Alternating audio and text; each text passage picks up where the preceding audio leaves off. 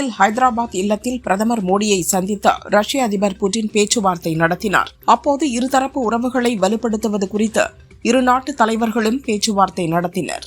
India நடுநிலையானது அல்ல, India அமைதியின் பக்கம் இருக்கிறது. அமைதிக்கான அனைத்து முயற்சிகளையும் நாங்கள் ஆதரிக்கிறோம். அமைதிக்கான அனைத்து முயற்சிகளிலும் நாங்கள் தோளோடு தோள் நிற்கிறோம் என ரஷ்ய அதிபர் புட்டினுடனான பேச்சுவார்த்தையில் பிரதமர் மோடி கூறினார். அமெரிக்காவுக்கு எங்கள் நாட்டின் எண்ணெய் வாங்க உரிமை இருக்கும்போது இந்தியாவுக்கு ஏன் அந்த உரிமை இருக்கக்கூடாது என ரஷ்ய அதிபர் புட்டின் கூறியுள்ளார்.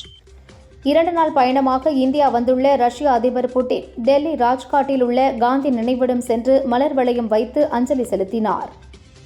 காந்தி நினைவிடத்தில் மரியாதை செலுத்திய ரஷ்ய அதிபர் புட்டின் நவீன இந்தியாவை செதுக்கிய முக்கிய தலைவர்களின் காந்தியும் ஒருவர் என புகழாரம் சூட்டினார். அவரது கருத்துக்கள் கண்டங்களை தாண்டி உலக மக்களுக்கு ஊக்கமளிக்கிறது என்றார். ரஷ்ய குடிமக்களுக்கு விரைவில் இலவச 30 நாள் சுற்றுலா விசா வழங்கப்படும் என பிரதமர் மோடி அறிவிப்பு வெளியிட்டுள்ளார். கூடங்குளோ அணுமின் நிலையம் மூலம் மக்களுக்கு மலிவான விலையில் மின்சாரம் கிடைக்கிறது என ரஷ்ய அதிபர் புட்டின் தெரிவித்துள்ளார். இந்திய ராணுவம் நவீன வசதிகளை பெற ரஷ்யா உதவி செய்து வருகிறது என்றும் சொன்னார். திருப்பரங்குன்றம் விவகாரத்தில் ஆவணங்கள் சரியாக வழங்கப்பட்டிருந்தால் வரிசையின் அடிப்படையில் 2 நாட்களில் வழக்கு விசாரணைக்கு எடுத்துக் கொள்ளப்படும் என சுப்ரீம் கோர்ட் தலைமை நீதிபதி சூரியகாந்த் அறிவித்துள்ளார். திருப்பரங்குன்றம் விவகாரத்தில் சமூக வலைதளங்களில் தேவையற்ற கருத்துக்களை பகிரக்கூடாது என ஹைகோர்ட் மதுரை கிளை எச்சரிக்கை விடுத்துள்ளது. திருப்பரங்குன்றம் விவகாரத்தில் கோர்ட் அவமதிப்பு வழக்கின் விசாரணை டிசம்பர் 9ஆம் தேதிக்கு ஒத்திவைக்கப்பட்டுள்ளது. திருப்பரங்குன்றம் விவகாரத்தில் ஒத்திவைப்பு நோட்டீஸை ஏற்க முடியாது என ராஜ்யசபா தலைவர் CP ராதாகிருஷ்ணன் மறுத்ததால் திமுக உள்ளிட்ட கூட்டணி கட்சி எம்பிக்கள் வெளிநடப்பு செய்தனர். திருப்பரங்குன்றம் விவகாரம் தொடர்பாக விவாதிக்க வேண்டும் என்ற திமுக எம்பிக்கள் கோரிக்கையை லோக்சபா சபாநாயகர் ஓம் பிர்லா ஏற்க மறுத்தார். அவையில் தொடர்ந்து திமுக எம்பிக்கள் அமளியில் ஈடுபட்டதால் லோக்சபா ஒத்திவைக்கப்பட்டது. ஓட்டு வங்கி அரசியலுக்காக குறிப்பிட்ட சமுதாய மக்களை தாஜா செய்ய வேண்டும் என்ற நோக்கோடு இந்து மக்களின் வழிபாட்டு உரிமையை திமுக அரசு பறித்துள்ளது என லோக்சபாவில் மத்திய அமைச்சர் எல் முருகன் பேசினார். திருப்பரங்குன்றம் விவகாரத்தில் பொதுமக்கள் பக்தர்கள் அல்லாத 50 பேர் கொண்ட ஒரு குழு திட்டமிட்டு சதி செய்து கலவரத்தை தூண்ட முயற்சிக்கின்றனர் என சபாநாயகர் அப்பாவு தெரிவித்தார். மதத்தை வைத்து குழப்பத்தை ஏற்படுத்த நினைப்பவர்களின் ஆசை தமிழக மண்ணில் பலிக்காது. அதற்கு நமது அரசும் இடம் கொடுக்காது என துணை முதல்வர் உதயநிதி தெரிவித்தார். திருப்பரங்குன்றம் மலை மீது உள்ள தீபத்தூணில் நிச்சயம் விளக்கேற்றுவோம் என இந்து முன்னணி மாநில ஒருங்கிணைப்பாளர் ராஜேஷ் கூறினார். வாரிசு அரசியலை மட்டும் முன்னிறுத்தி மதுரையை வதைத்த நீங்கள் வளர்ச்சி அரசியலை பற்றி வாய் திறக்கவே அருகதையற்றவர் என தமிழக பாஜக காட்டமாக தெரிவித்துள்ளது. இந்துக்களின் விரோதி என மதவாதிகள் செய்யும் அரசியல் பரப்புரைக்கு பயந்து சமரசம் செய்து கொள்ளும் திமுக அரசின் கையாலாகா தனமே இந்த அளவில் கொண்டு வந்து நிறுத்தி இருக்கிறது என சீமான் கூறினார். அதிமுகவில் பிரிந்திருப்பவர்கள் ஒன்று சேர வேண்டும் என்ற நோக்கத்தில்தான் அமித்ஷாவை சந்தித்தேன். அதிமுக சக்திகள் ஒன்றிணைய வேண்டும் என அமித்ஷாவிடம் கூறினேன் என OPS கூறினார். OPS டெல்லி சென்று உள்துறை அமைச்சர் அமித்ஷாவை சந்தித்த விவகாரம் குறித்து எனக்கு தெரியாது. அந்த சந்திப்பின் போது நான் அங்கு இல்லை. எங்கள் கூட்டணியில் இருந்து பிரிந்து சென்றவர்கள் மீண்டும் வரலாம் என நயினார் நாகேந்திரன் கூறினார். திருப்பரங்குன்றம் விவகாரத்தில் பேசாமல் இருப்பதுதான் விஜய்க்கு நல்லது. இதில் ஒரு தரப்புக்கு ஆதரவாகவும் ஒரு தரப்புக்கு எதிராகவும் கருத்து சொல்லாமல் இருப்பது விஜய்க்கு நல்லது என நாஞ்சில் சம்பத் கூறினார்.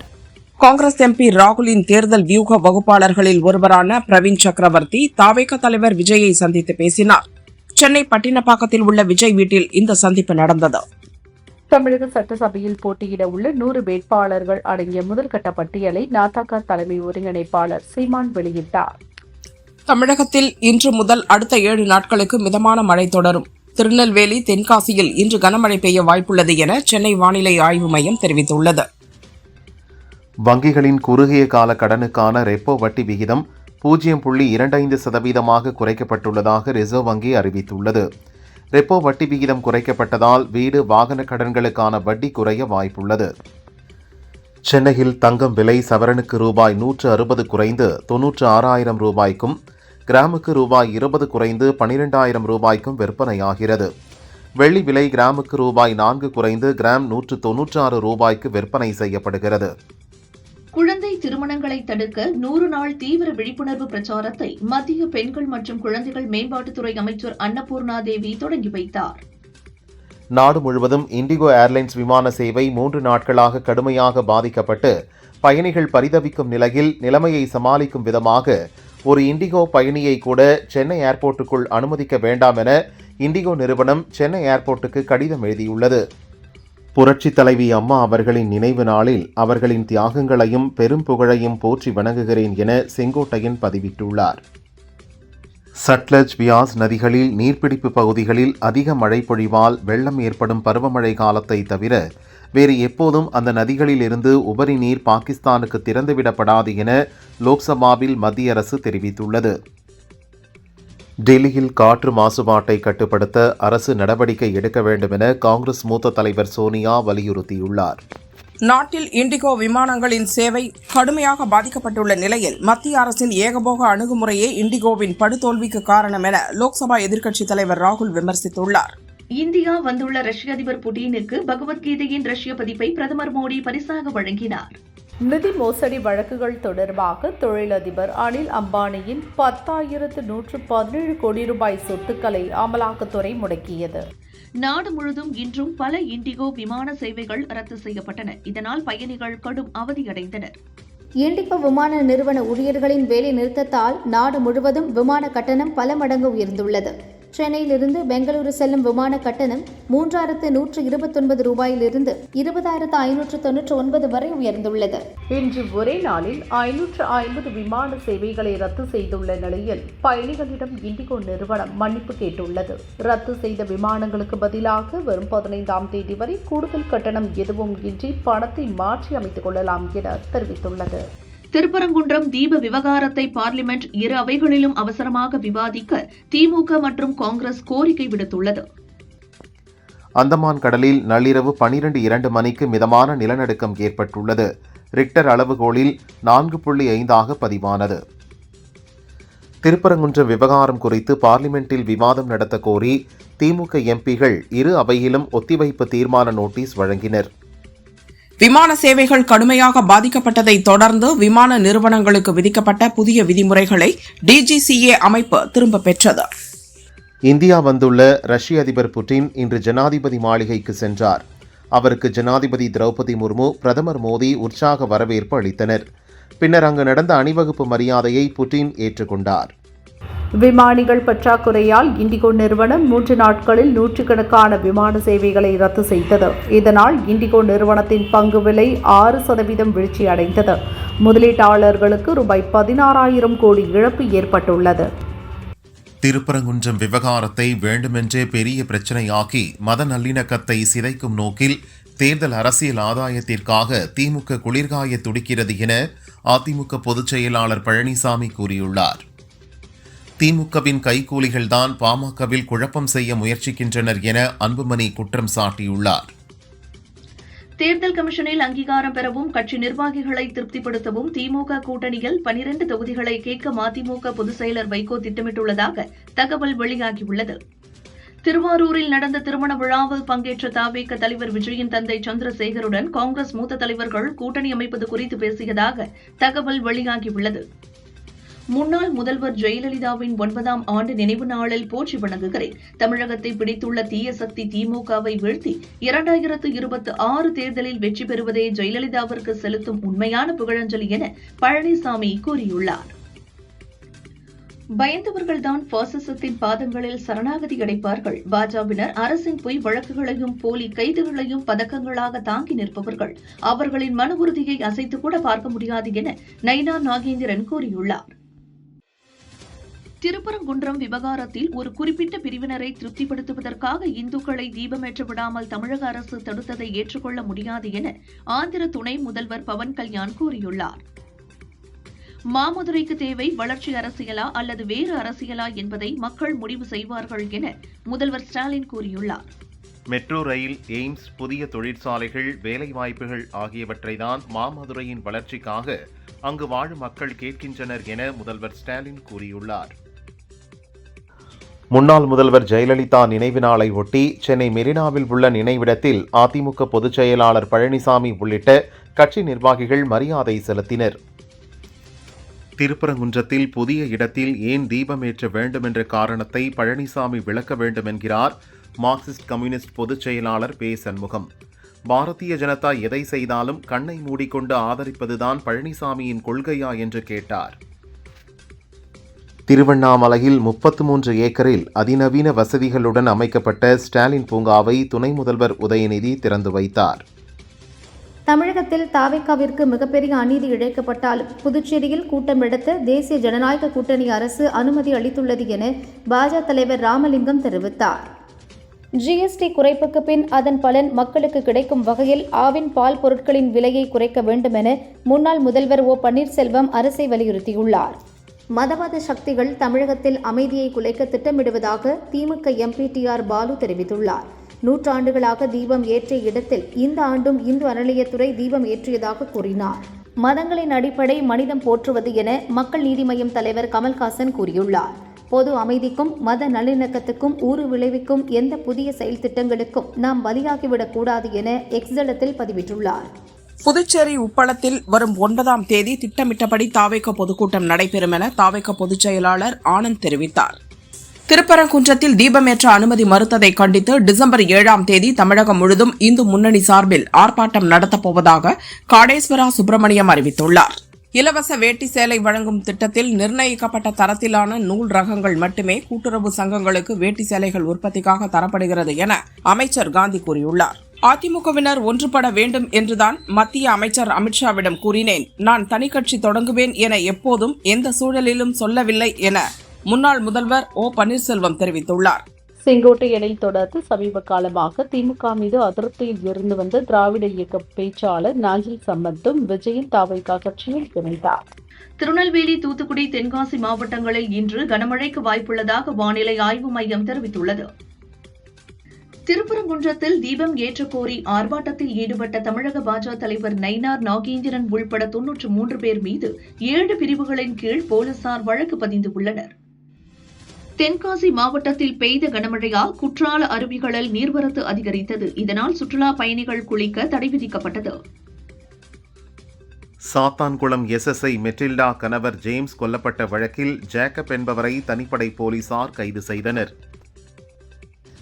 தென்காசி மாவட்டம் கடையம் அருகே மலைப்பகுதியில் பதுங்கிய ரவுடி பாலமுருகனை பிடிக்கச் சென்ற போலீசார் 5 பேர் மலைக்குன்றில் சிக்கினர். நள்ளிரவு முதல் தவித்த 5 பேரையும் தீயணைப்பு வீரர்கள் மீட்டனர். எழும்பூர் ரயில் நிலையத்தில் மறுசீரமைப்பு பணிகள் நடைபெறுவதால் ராமேஸ்வரம், தஞ்சாவூர், கொல்லம் உட்பட 4 எக்ஸ்பிரஸ் ரயில்கள் தாம்பரத்தில் இருந்து இயக்குவது டிசம்பர் 15ஆம் தேதி வரை நீட்டிக்கப்பட்டுள்ளது. கடலூர் மாவட்டம் சேத்தியாத்தோப்பு அருகே பெரியகுப்பம் கிராமத்தில் குடியிருப்பு மற்றும் வயல்வெளிகளை மழைநீர் சூழ்ந்துள்ளது. இதனால் மக்களின் இயல்பு வாழ்க்கை பாதிப்புக்குள்ளானது. கடலூர் மாவட்டம் ஸ்ரீமுஷ்ணம் அருகே சாவடிக்குப்பம் மற்றும் அதன் சுற்றுப்புற பகுதிகளில் பெய்த மழையால் 100 ஏக்கருக்கு மேல் விவசாய நிலங்களை வெள்ள நீர் சூழ்ந்துள்ளது. குடியிருப்பு பகுதிக்குள் விஷ ஜந்துக்கள் நுழையும் அபாயம் எழுந்துள்ளது. புதுச்சேரியில் கார்த்திகை தீப திருவிழாவை முன்னிட்டு வம்புப்பட்டு கிராமத்தில் ஏராளமான சிறுவர்கள் மாவெளி சுற்றி மகிழ்ந்தனர். கோவை அவினாசி சாலை ஜிடி நாயுடு மேம்பாலத்தில் 3 கோடி ரூபாய் செலவில் 44 இடங்களில் கண்காணிப்பு கேமரா விரைவில் பொருத்தப்பட உள்ளதாக நெடுஞ்சாலைத்துறை அதிகாரிகள் தெரிவித்தனர். பருவமழை இந்த ஆண்டு உரிய நேரத்தில் பெய்ததால் கிருஷ்ணகிரி மாவட்டம் வேப்பனப்பள்ளி பகுதியில் சீதாப்பழம் மகசூல் அதிகரித்துள்ளது. இதனால் விவசாயிகள், வியாபாரிகள் மகிழ்ச்சியடைந்துள்ளனர். எந்த பணிக்காக டெண்டர் அறிவிப்பு வெளியிட்டாலும் அதில் கமிஷன் கேட்டு பிரச்சினைகள் ஏற்படுத்தப்படுவதாக கூறி ஆம்பூர் அடுத்த மாதனூர் ஊராட்சி மன்ற தலைவர் காயத்ரி நவீன்குமார் உள்ளிருப்பு போராட்டத்தில் ஈடுபட்டார். காவிரியின் குறுக்கே அணை கட்டக்கூடாது என வலியுறுத்தி தஞ்சாவூரில் ரயில் மறியல் போராட்டத்தில் ஈடுபட்ட விவசாயிகளை காவல்துறையினர் கைது செய்தனர். திருப்பரங்குன்றம் தீபம் விவகாரத்தில் நீதிமன்றத்தையும் சட்டத்தையும் மதிக்காமல் அவமதிக்கும் வகையில் செயல்படும் தமிழக அரசை டிஸ்மிஸ் செய்ய வேண்டுமென்ற புதுச்சேரி அதிமுக மாநில செயலாளர் அன்பழகன் வலியுறுத்தியுள்ளார். வளிமண்டலத்தில் நீடித்த காற்று சுழற்சி மேற்கு நோக்கி நகர்வதால் டெல்டா மாவட்டங்களில் டிசம்பர் 13 வரை மழை தொடரும் என தனியார் வானிலை ஆய்வாளர் ஹேமச்சந்திரன் தெரிவித்துள்ளார். வைகை அணையிலிருந்து விருதுநகர் மாவட்டம் கிருதுமால் நதி பாசனத்துக்காக இன்று முதல் 8 நாட்களுக்கு 650 கன அடி நீர் திறந்துவிடப்படும் என பொதுப்பணித்துறை தெரிவித்துள்ளது. டிட்வா புயலால் கடுமையாக பாதித்த இலங்கைக்கு நிவாரணப் பொருட்களை கப்பல் மூலம் தமிழக அரசு அனுப்புகிறது. நிவாரணப் பொருட்கள் கொண்டு செல்லும் கப்பலை முதல்வர் ஸ்டாலின் நாளை கொடியசைத்து அனுப்பி வைக்கிறார். சாலைகளில் பிச்சை எடுக்க குழந்தைகளை பயன்படுத்துவதை தடுக்க உரிய நடைமுறைகளை வகுக்க வேண்டும் என தமிழக அரசுக்கு சென்னை ஹைகோர்ட் அறிவுறுத்தியுள்ளது. காஞ்சிபுரத்திலிருந்து உத்தரமேரூர் செல்லும் சாலையில் 150 ஆண்டுகால புளிய மரம் வேரோடு சாய்ந்து விழுந்து போக்குவரத்து பாதிக்கப்பட்டது. நெடுஞ்சாலைத்துறையினர் புளிய மரத்தினை அகற்றி போக்குவரத்தினை சரி செய்தனர். செம்பட்டி அடுத்த ஆத்தூரில் பட்டா பெயர் மாற்றம் செய்ய ரூபாய் 10,000 லஞ்சம் வாங்கும்போது மணலூர் கிராம நிர்வாக அலுவலர் முருகனை கையும் களவுமாக பிடிபட்டார். மணலூர் கிராம நிர்வாக அலுவலர் முருகன் கையும் களவுமாக பிடிபட்டார். அதிக மகசூலும் இயற்கை சீற்றம் மற்றும் பலத்த காற்றின் வேகத்தை தாங்கும் காவேரி வாமன் என்று குட்டை ரக வாழை கண்டுபிடிக்கப்பட்டுள்ளதாக இந்திய வேளாண் ஆராய்ச்சி கவுன்சில் அறிவித்துள்ளது. நாளை பாபர் மசூதி இடிப்பு தினத்தை முன்னிட்டு கேரளாவின் சபரிமலையில் போலீசார், வெடிகுண்டு நிபுணர்கள், தேசிய பேரிடர் மீட்புப் படையினர் கூட்டு பாதுகாப்பு ஒத்திகையில் ஈடுபட்டனர். திருப்பரங்குன்றம் மலையில் தீபத்தூணில் தீபமேற்ற கோர்ட் பிறப்பித்த உத்தரவை அவமதித்த திமுக அரசையும் அறநிலையத்துறையை கண்டித்தும் மேட்டுப்பாளையத்தில் கோவை வடக்கு மாவட்ட பாரதிய ஜனதா சார்பில் கண்டன ஆர்ப்பாட்டம் நடைபெற்றது. திரு கார்த்திகையை முன்னிட்டு தர்மபுர ஆதீனம் திருமடத்தில் சொக்கப்பனை ஏற்றும் நிகழ்வு நடந்தது. தர்மபுர ஆதீனம் 27வது குருமகா சன்னிதானம் சொக்கப்பனை ஏற்றி வழிபாடு நடத்தினார். கும்பகோணம் அருகே உள்ள திருநாகேஸ்வரம் நாகநாத சுவாமி கோவிலில் கார்த்திகை கடை ஞாயிறு பெருவிழா இன்று கொடியேற்றத்துடன் இனிதே தொடங்கியது. திரளான பக்தர்கள் கலந்து கொண்டனர். திருவண்ணாமலை அருணாச்சலேஸ்வரர் கோவிலில் கார்த்திகை தீப திருவிழா முடிந்து உண்ணாமலை அம்மன் சமேத அண்ணாமலையார் சிறப்பு அலங்காரத்தில் எழுந்தருளி இன்று கிரிவலம் வந்து பக்தர்களுக்கு அருள் பாலித்தனர். கிரிவலப்பாதை முழுவதும் பக்தர்கள் சுவாமிக்கு மண்டகப்படி செலுத்தி வழிபட்டனர். தர்மபுரி பாப்பிரெட்டிப்பட்டியில் போக்சோ வழக்கு ஒன்றில் ஆஜரான அரசு வக்கீல் கல்பனா பாதிக்கப்பட்டவர்களிடமே ரூபாய் 10,000 லஞ்சம் வாங்கி மீதி பணத்தை கேட்டு நச்சரித்த போது கையும் களவுமாக கைதானார். இலங்கையில் நடைபெறும் பாரா த்ரோபால் விளையாட்டுப் போட்டி நாளை துவங்குகிறது. இந்திய அணி வீரர்கள் தமிழகத்திலிருந்து புறப்பட்டனர். இந்தியாவுடன் ராணுவ மோதலை உருவாக்க பஹல்காம் தாக்குதலை பாகிஸ்தான் ராணுவ தளபதி அசீம் முனீர் திட்டமிட்டதாக முன்னாள் பிரதமர் இம்ரான்கானின் நெருங்கிய உதவியாளர் சல்மான் அகமது குற்றம் சாட்டியுள்ளார். பாகிஸ்தானின் முதல் முப்படை தலைமை தளபதியாக அசீம் முனீர் நியமிக்கப்படுவதாக பாகிஸ்தான் அரசு அறிவித்துள்ளது. போயபதி சீனு இயக்கத்தில் பாலகிருஷ்ணா, சம்யுக்தா, ஆதி நடித்த அகண்டா 2 படம் இன்று ரிலீஸ் ஆகவில்லை. கனத்த இதயத்துடன் தவிர்க்க முடியாத சூழலால் இப்படம் வெளியாகாது என்பதை வருத்தத்துடன் தெரிவிக்கிறோம். பிரச்சினைகளை சரி செய்து வருகிறோம் என படக்குழு அறிவித்துள்ளது. ஆனந்த் எல்ராய் இயக்கத்தில் தனுஷ், கீர்த்தி சனோ நடிப்பில் ஹிந்தியில் சமீபத்தில் வெளியான படம் தேரே இஷ்க்மேன் தமிழிலும் டப்பாகி ரிலீஸ் ஆனது. இப்படம் உலகளவில் 118 கோடி ரூபாய் வசூலை கடந்துள்ளது. ராஞ்சனா படத்திற்கு பின் மீண்டும் ஹிந்தியில் வெற்றி பெற்றுள்ளார் தனுஷ்.